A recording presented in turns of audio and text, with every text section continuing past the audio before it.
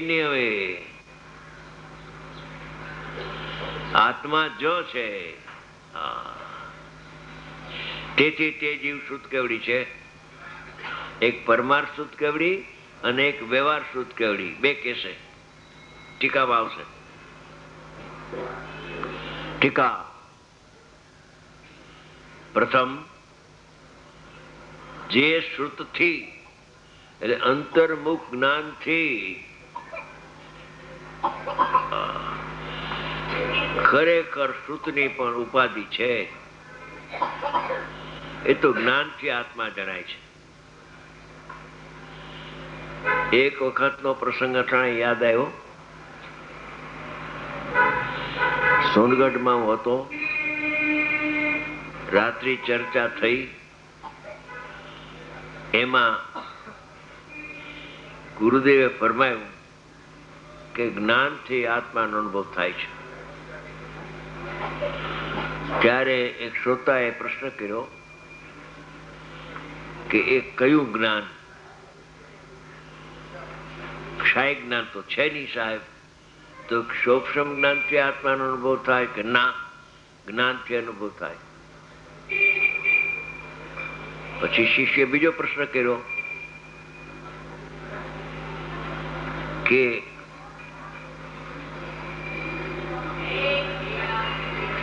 એ જે શુદ્ધ જ્ઞાન છે, તે શુદ્ધ જ્ઞાનથી કોઈ જુદું જ્ઞાન છે કે આપ કહો છો કે જ્ઞાનથી અનુભવ થાય, શુદ્ધથી અનુભવ ન થાય? હા, જ્ઞાનથી અનુભવ થાય. શુદ્ધની ઉપાધિ બાદ કરી નાખ, તો એકલું જ્ઞાન રહીએ છે.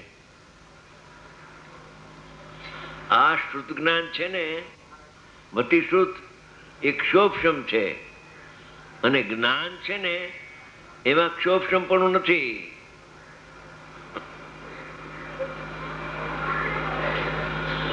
ઝીણી વાતો છે બધી અધ્યાત્મની, એ આવે છે પ્રવચનસારમાં. સૂત્રની ઉપાધિ બાદ કરતા એકલું જ્ઞાન રહે છે, જ્ઞપ્તિ. તે અનુભવના કાળમાં કેવડીને બે સરખું છે. તે તો પરમાર્થ છે, જે શુદ્ધથી કેવળ ઓનલી સ્વપર નહીં, પરને જાણે ને સ્વને જાણે, સ્વપર બેને જાણતા આત્મા જણાઈ જાય. પરનો નિષેધ શા માટે કરવો જોઈએ? કેમ કે સ્વભાવ છે સ્વપર પ્રકાશક. જો પરનો નિષેધ કરશો, પરને જાણતો નથી, તો જ્ઞાનનો નિષેધ થઈ જશે કે જ્ઞાન પ્રગટ થઈ જશે. તને કઈ ખબર નથી, તને અનુભવ નથી, મફતનો જ્ઞાનીની સામે થાશ. માં ચડાવે છે, આમ જ છે, આમ રેવા દે ને ભાઈ, તને નુકસાન છે. વસ્તુ ફરશે નહીં, તારી માન્યતા પ્રમાણે વસ્તુ થવાની નથી. જે શુદ્ધથી કેવળ શુદ્ધ આત્મા, એકલો, કેવળ એટલે ઓનલી, ફક્ત માત્ર ત્રિકાળી દ્રવ્ય, એવો જે આત્મા કે જેમાં શુદ્ધ જ્ઞાનનો પણ અભાવ છે. શુદ્ધ જ્ઞાન જેને જાણે છે ને, એ દ્રષ્ટિના વિષયમાં શુદ્ધ જ્ઞાન ક્યાં છે? કહ્યું ને, પ્રમત અપરમત થી રહી તેમાં શુદ્ધ જ્ઞાન આવી ગયું. શુદ્ધ જ્ઞાનથી ભિન્ન છે આત્મા. તો શેનાથી અભિન્ન છે? કે જ્ઞાન આદિ ત્રિકાળી ગુણથી અભિન્ન છે આત્મા. એ ધ્યેય છે. શુદ્ધ આત્માને અભિમુખ થઈને જાણે છે તેને ભગવાન પરમાર્થ શુદ્ધ કેવડી કહે છે, સાચો શુદ્ધ કેવડી. અને જે હવે બીજો ભેદ, વ્યવહાર પરમાર્થનો પ્રતિપાદક છે, એનો ઉત્તર રૂપાગાથ આવી છે.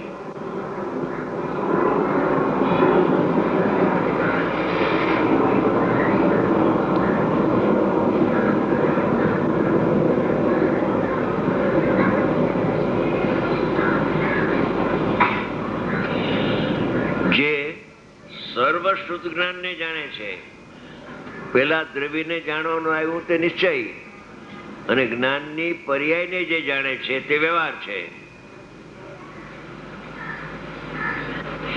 ત્રિકાળી દ્રવ્યમાં ધ્યેયમાં પર્યાય નથી. ધ્યેયમાં જ્ઞાન દર્શન ચારિત્ર ગુણો છે પણ પર્યાય નથી ધ્યેયમાં.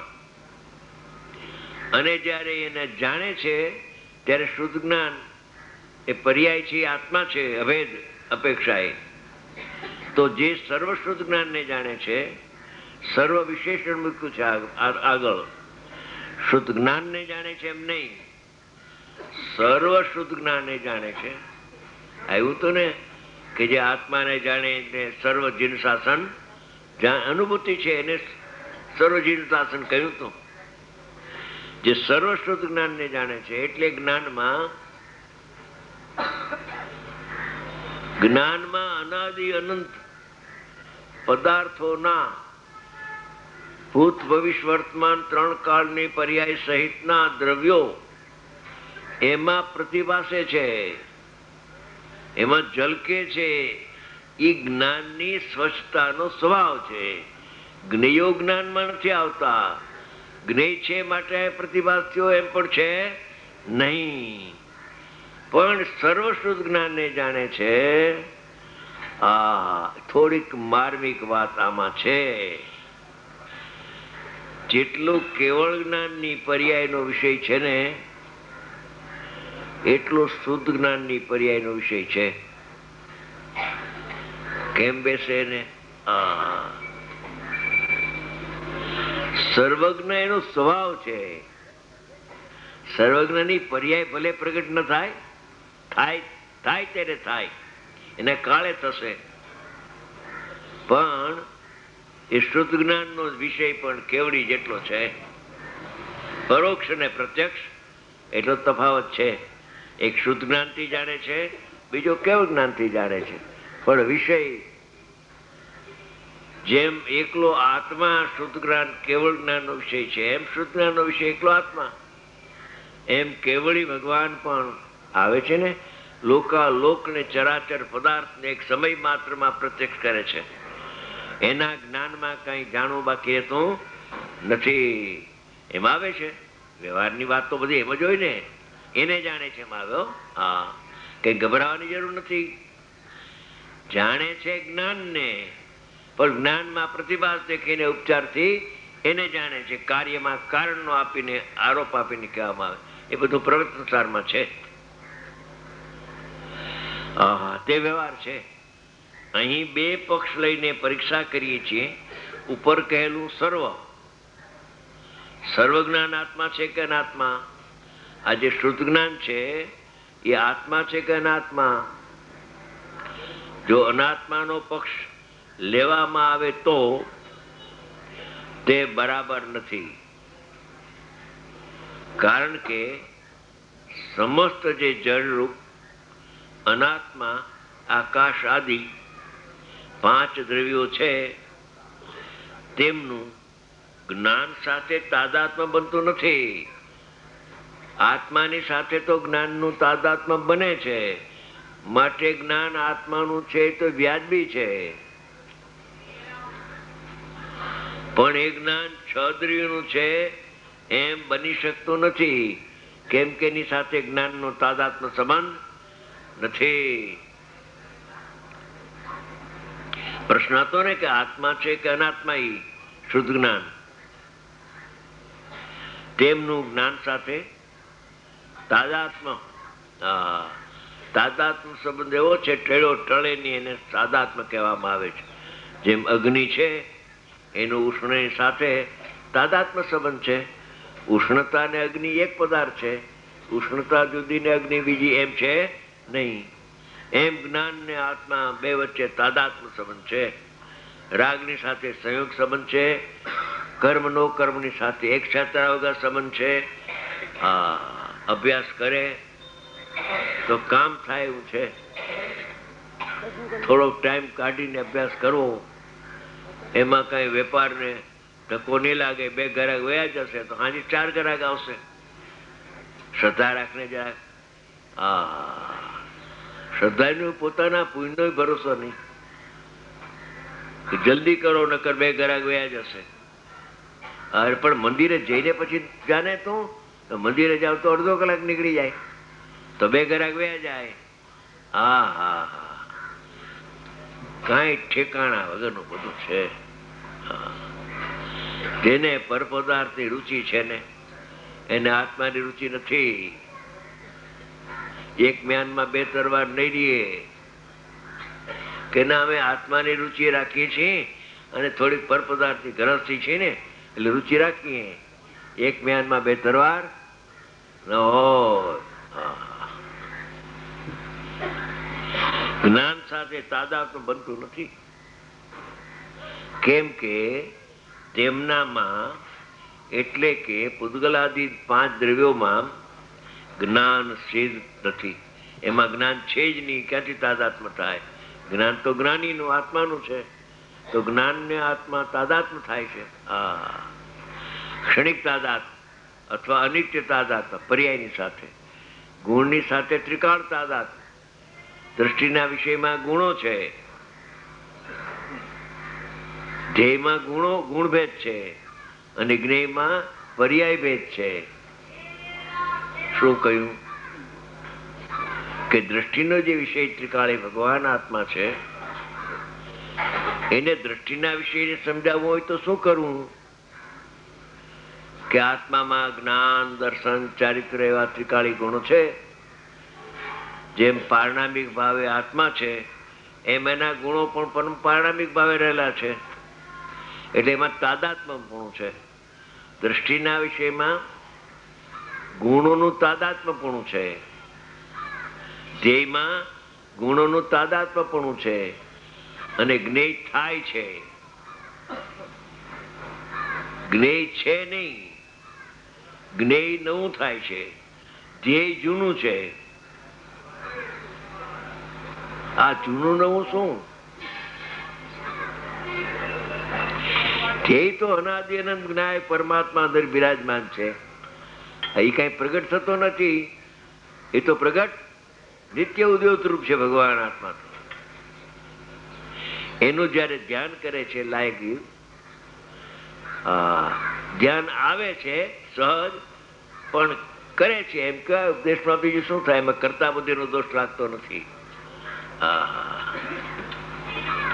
ત્યારે ધ્યેયમાં ગુણભેદ કરીને સમજાવવું પડે છે. ધ્યેય સમજાવવું હોય ત્યારે એમાં પર્યાય છે એનું લક્ષણ આવતું નથી, ઉપયોગ લક્ષણ આવતું નથી ધ્યેયમાં. ધ્યેય એટલે ત્રિકાળી દ્રવ્ય. કપૂરચંદજી સમજાણું. ત્રિકાળી દ્રવ્ય જે શુદ્ધાત્મા ઉપાદેય છે એનું લક્ષણ શું? એના 2 લક્ષણ આવ્યા છે શાસ્ત્રમાં. 2 પ્રકારના લક્ષણ દ્રષ્ટિના વિષયમાં 2 પ્રકારના લક્ષણ આવ્યા. એક પરમ પારણામિક ભાવ એનું લક્ષણ છે. 5 ભાવમાં ઉદય, ઉપસમ, ક્ષય, ક્ષોપસમ કોઈ એનું લક્ષણ નથી, પર્યાયના લક્ષણો છે બધા. ત્યારે દ્રવ્યનું લક્ષણ શું? કે પરમ પારણામિક ભાવ, શુદ્ધ પરમ પારણામિક ભાવ. એક બીજું લક્ષણ આવ્યું કે જ્ઞાન ને દર્શન ગુણ ત્રિકાળી. એગો મે સાસદો અપા, જ્ઞાન દર્શન લખણો શેષા મેં બાયરા ભાવે સૌ સંયોગ લખણા. દ્રષ્ટિના વિષયમાં 2 પ્રકાર આવે શાસ્ત્રમાં, કે જ્ઞાન ગુણ ત્રિકાળ અને દર્શન ગુણ પણ ત્રિકાળ. શ્રદ્ધા ગુણની વાત નથી એમાં. દેખવું અને જાણવું જેનું લક્ષણ છે એવો ત્રિકાળી અપરિણામી ગુણ, નિષ્ક્રિય ગુણ. એ ગુણ ભેદ કરવો એ દ્રષ્ટિના વિષયમાં ગુણભેદ કરીને સમજાવે કે દ્રષ્ટિનો વિષય શું? કે અભેદ અભેદ અભેદ. અમે સમજતા નથી, કાંઈક સમજાવો. તો કે જેનામાં જ્ઞાન ને દર્શન 2 ગુણ હોય, એ ગુણે પણ નિત્ય નિરાવરણ છે, એ ગુણને આવરણ ન હોય. એ 2 લક્ષણ કયા એને? ત્યારે કે છે કે સ્વજ્ઞેયનું લક્ષણ શું? સ્વજ્ઞેય થાય છે આત્મા, પર તો એનું જ્ઞેય થયું નહોતું, થવાનું નથી, મફતનો ભરે છે.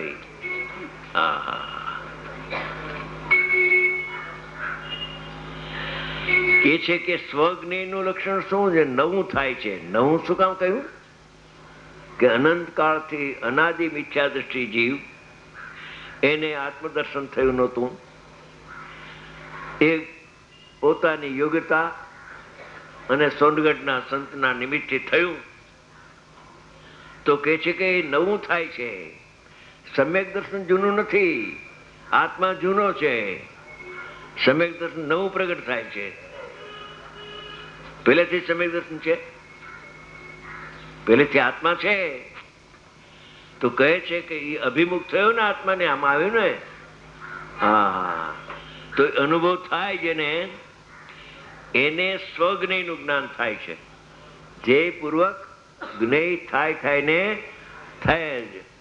જો જ્ઞેય ન થાય તો એ જે શુષ્ક છે,